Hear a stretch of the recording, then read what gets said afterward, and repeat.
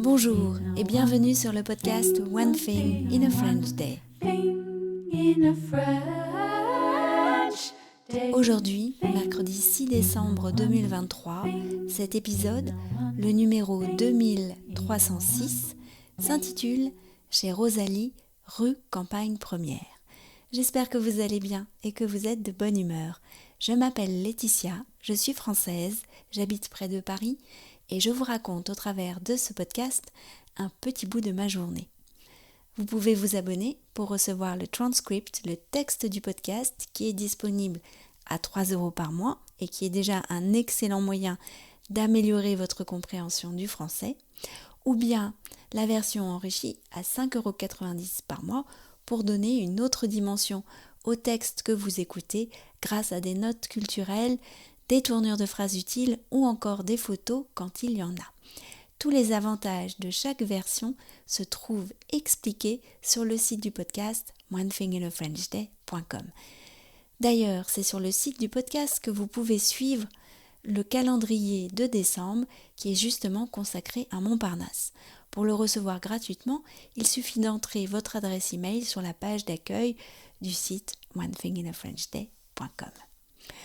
Donc, nous sommes à Montparnasse. Cet épisode commence sous la pluie. Si je vous parle du Crous dans cette première partie d'épisode, c'est parce que c'est là que se trouvait à l'époque le célèbre bal Bullier dont nous allons vous reparler plus tard, ainsi que de la closerie des Lilas. Dans la seconde partie de l'épisode, nous avons profité d'un arrêt dans une brasserie pour vous parler de la rue Campagne Première et particulièrement de chez Rosalie, qu'affectionnait tant le peintre Modigliani. Anne-Laure et moi sommes devant la closerie des Lilas, mais il pleut vraiment beaucoup. Et en face, maintenant il y a un bâtiment de Paris, là, du Crous, d'une résidence universitaire et un restaurant universitaire d'ailleurs qui sont en réfection. Mais il pleut vraiment trop pour qu'on vous parle de ce célèbre café. Donc on fera ça tranquillement à la maison ou à l'intérieur, quelque part dans un café. Oui, au chaud, parce que là, vraiment, on n'en peut plus, on a les pieds mouillés. À bientôt.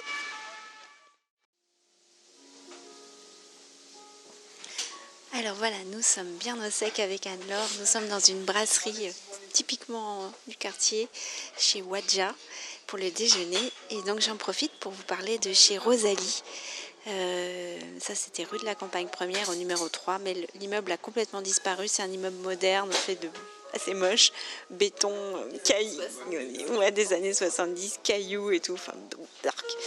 Et alors, elle reprend une crèmerie qu'elle transforme en cantine pour les artistes. Comme elle est italienne, elle fait des recettes, j'imagine, de chez elle, des pâtes, l'ossobuco et tout. Et bien sûr, de nombreux artistes viennent, dont Modigliani, qui Toi, lui faisait crédit. ouais, parce que quelque chose qu'on n'a pas mentionné encore jusqu'à présent, c'est que Montparnasse, c'était un quartier où il y avait beaucoup d'artistes, mais c'était aussi un quartier un peu de la misère.